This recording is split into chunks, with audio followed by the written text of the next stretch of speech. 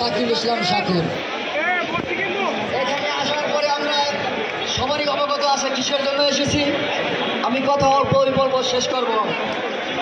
এখানে আসার পরে আমরা যখন শাহবাগের উদ্দেশ্যে রওনা হই তখন আমার উপরে কি পরিমাণ সকলের উপরে হয়েছে। আমার কাছে আমার শরীরে 6টি আঘাত হয়েছে। প্রথম হয়েছে চোখে, তারপর হয়েছে ডান হাতে, তারপর বাম হাতে, তারপরে বুকে, এখানে নাভিতে, আর মাথা এখানে আছে। এখন পর্যন্ত তুলি নাই। যদি কোনো মিডিয়া সাংবাদিক ভাইয়েরা যদি মনে করেন মিথ্যা, তখন আপনারা এসে প্রমাণ করে দেখতে পারেন। আমার চাকরি হয় 2014 সালে। যেই প্রশাসন আমাদের উপরে টর্চারিং করেছে, আমার ছাত্র বয়সীরা দেখলাম, যখন দেখেছিলাম বয়স মনে হয় 17 থেকে 18 বছর। আমি সাবধান করে বলতে চাই, আমার যদি টাকা থাকতো, আমরা প্রাইভেট টিচার যদি ওইরকম থাকতো, আপনাদের বিরুদ্ধে অ্যাকশন নিতাম এবং প্রধান বিচারপতি, রাষ্ট্রপতি এবং স্বরাষ্ট্র মন্ত্রণালয়ের কাছে তাদের কাছে বিচার দিতাম। কিন্তু আমাদের পক্ষে লড়বে এমন ব্যারিস্টার আমরা পাই না, টাকা দেবে। যদি কোনো ব্যারিস্টার পাই তাহলে আমি মামলা করবো। কারণ আজকে আমি গিয়েছিলাম হসপিটাল, আমাকে বলেছে এটা অপারেশন লাগবে, আমার মাথার এটা সেটা অপারেশন লাগবে, আমার বুকে এটা কষ্ট হয়।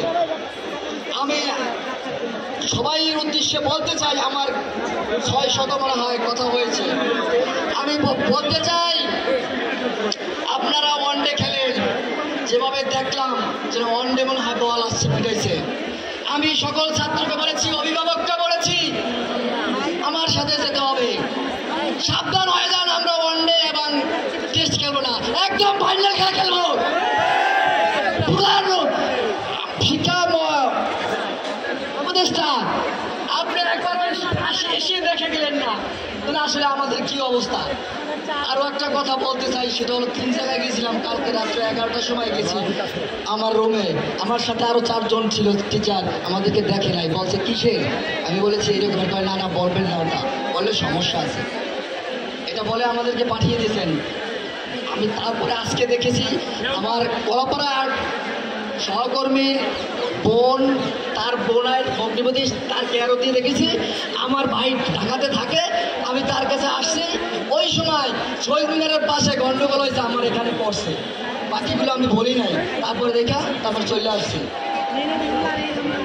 তবে আমি একটা কথা বলতে চাই আমাদের 10ম গ্রেডের সমন্বয়ের প্রতি, আপনারা যদি বলেন এখানে 1 মাস 2 মাস 6 মাস, আমি মাকে বলে দিয়েছি না আমি আসবো না, যতদিনে আমাদের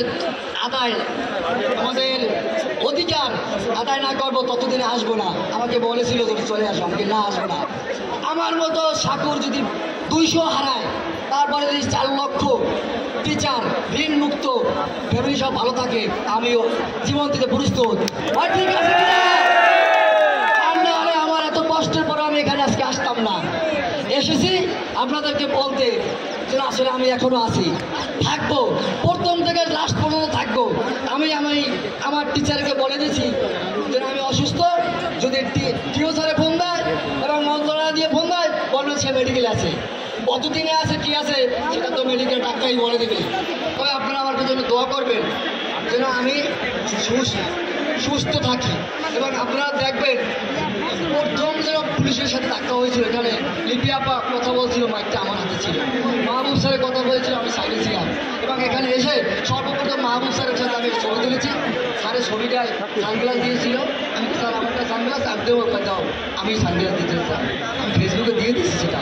ওদিন থেকে আমি টিচার বলি সেটা না, আমার আপন ভাই হিসেবে ধরে নিয়েছি। লিপি আপাকে আমি বল হিসাবে ধরে নিয়েছি।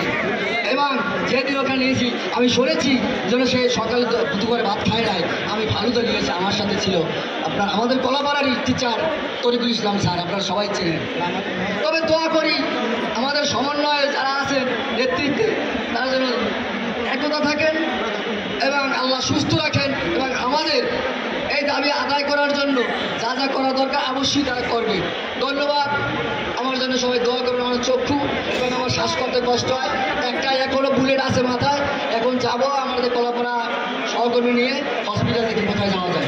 ধন্যবাদ সবাই।